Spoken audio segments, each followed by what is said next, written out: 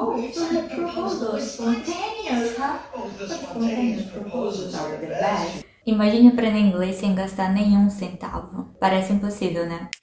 Oi, eu sou a Grazi e hoje eu vou te mostrar como exatamente eu fiz isso. Tudo que você precisa são 3 coisas. E antes que você fale, que eu já tentei, calma. Calma que eu vou te mostrar como eu fiz isso e agora você vai conseguir fazer também, porque eu vou te ajudar. Primeiro, o motivo. Por que você quer aprender inglês? Talvez você nem queira aprender inglês. Você já pensou nisso? Na verdade, eu não queria aprender inglês. Foi praticamente uma obrigação, já que a área que eu escolhi atuar como carreira, inglês é um requisito. Então eu preciso aprender inglês. Não era muito eu quero aprender inglês, sabe? Era uma coisa de que eu preciso. Porque eu não tinha um motivo, claro. Era tipo assim, seria legal se eu aprendesse inglês.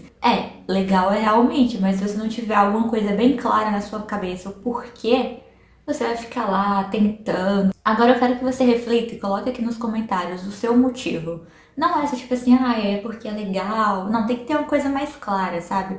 Ou um objetivo do tipo, eu quero fazer um intercâmbio na data X, ou provavelmente no ano X, ou eu quero aplicar para uma vaga de emprego Y, uma coisa mais específica que você consiga realmente mensurar o que você está fazendo ali no seu progresso, nos seus estudos. Então escreva aqui nos comentários, daqui a alguns meses eu quero que você volte aqui, mas tem que voltar, tem que escrever aqui primeiro e depois voltar daqui a alguns meses, porque nada é da noite pro dia, e não vai ser em 2 meses, 3 meses, tá? Já fica aí, não vai ser rápido. Pode ser rápido, mas não significa que vai ser rápido. O segundo é um método que funcione pra você. Por quê? Eu testei vários métodos, desde aquele tipo, aprendi inglês jogando, só com música, só escutando inglês e funcionou pra mim, ou assistindo Friends. E pra mim não funcionou só assim, eu precisava da gramática. Na verdade, não só inglês, os outros idiomas que eu aprendi eu também precisei da gramática, então só funciona sabendo da teoria, assim. Eu não consegui só associar as coisas e falar, eu precisava saber da gramática e eu, fui, sentei, peguei um caderno,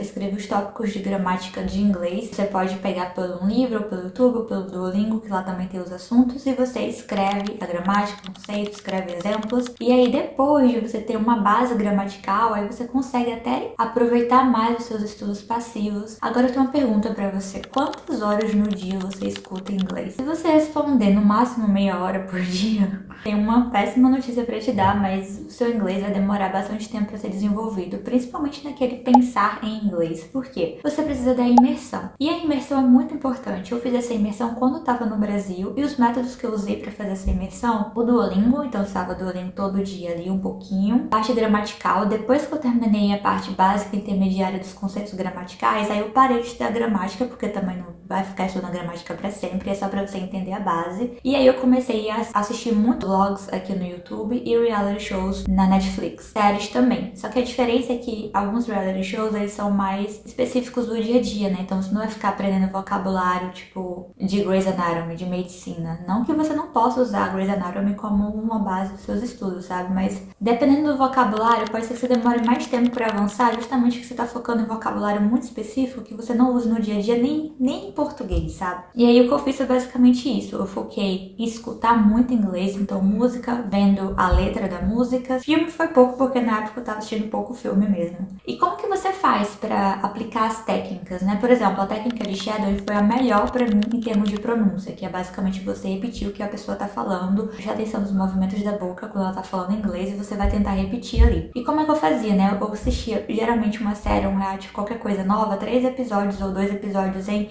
inglês com legenda em português, e o resto eu ia intercalando. Então, um episódio em inglês, legenda em inglês, outro episódio em inglês, legenda em português, e assim sucessivamente. Até que chegou um belo dia que eu não senti mais falta do português, de colocar a legenda em português, eu deixei em inglês e ficou em inglês até hoje, sabe? E vlogs a mesma coisa. Eu colocava a legenda em inglês e ajuda muito mesmo, de verdade.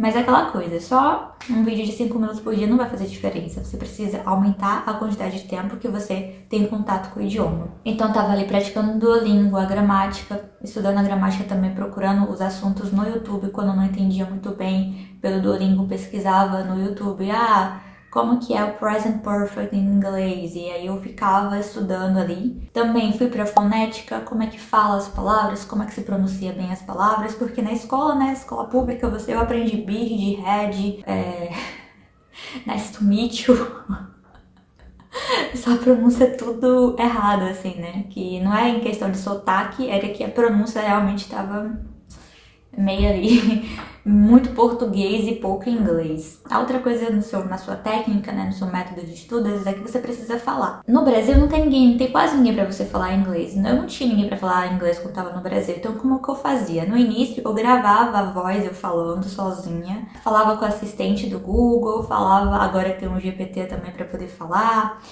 Mas antes não tinha, então eu falava com o assistente do Google e comigo mesma. Aí depois eu fui criando confiança em mim mesma, assim, e aí eu baixei o HelloTalk e comecei a usar o HelloTalk. Na época não tinha sala de voz, então era só por escrita e mandar áudio para as pessoas.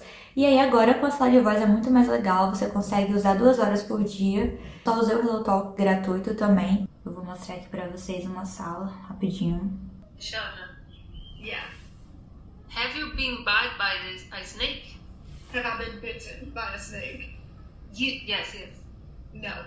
Thankfully, no. Então no início, se você não consegue entrar na sala de voz e falar, você fica lá só escutando, até que um dia você toma coragem, entra, sobe no palco da sala de voz e fala o que o pessoal tá discutindo lá na sala de voz de inglês. Você vai conhecer muitas pessoas diferentes, de sotaques diferentes, você vai melhorar até a sua confiança no inglês, de falar, meu sotaque é muito forte, não sei o que você tem contato com o inglês de pessoas de vários lugares do mundo.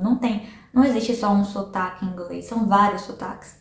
Enfim, e aí eu juntei tudo isso um pouquinho, quando fui ver, eu tava passando 3, 4 horas, 5 horas do dia em contato com o inglês e isso me ajudou muito. O terceiro ponto é a dedicação. Você precisa fazer todos os dias. Só uma vez no mês ou na semana não vai dar certo. Você precisa fazer todos os dias até você conseguir manter a constância. E conforme o tempo for passando, você nem vai perceber, mas você vai começar a pensar em inglês. Quando você começa a pensar em inglês, aí significa que você já tá ali avançando no inglês, você já tá pensando em inglês, o idioma faz parte da sua vida e a fluência vem, sabe? Não é algo de...